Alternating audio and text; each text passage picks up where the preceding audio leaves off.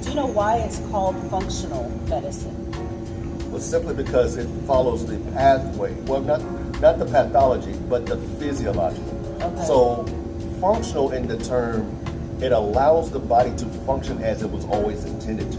Okay, so that's kind of the difference. Right. Okay. We're trying to get the system to go back to its functionality, to get it to move and allow the body to heal itself as it should.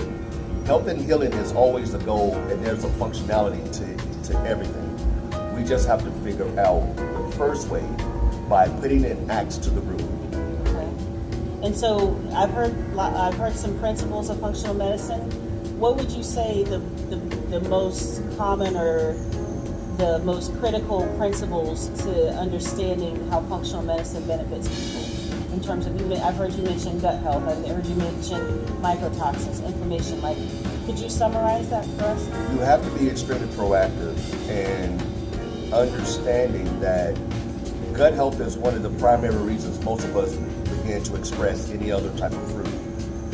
The fruit, could be anywhere from lupus, it could be diabetes, congestive heart failure, insomnia. All of these things play a part.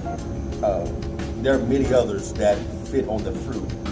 But when we understand lifestyle plus genetics multiplied by time equals either optimal health or chronic disease, no matter how you look at it, you always have to address that whenever we're either well or ill, somewhere in our lifestyle has been the trigger to make either one of those happen, no matter which end of that spectrum you're on.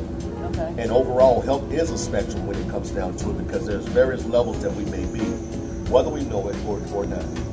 So if somebody was interested in seeing a functional medicine provider, what would that typical process look like?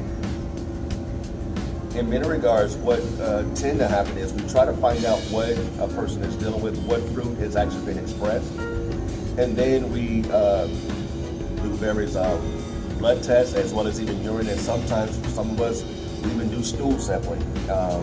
But we also do various forms of saliva. The name eludes me right now, but I'm sure by the time we're done, I'll figure this out. When we find out what is going on, where the inflammation is actually causing the fire, we then try to figure out what's actually happening. Is it a gut issue?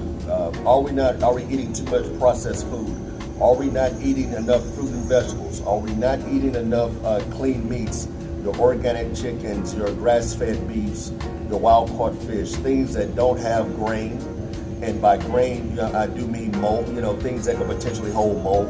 Because oftentimes we're not just inhaling mold, we're oftentimes ingesting it. And it could actually have the same effect on the body. Wow.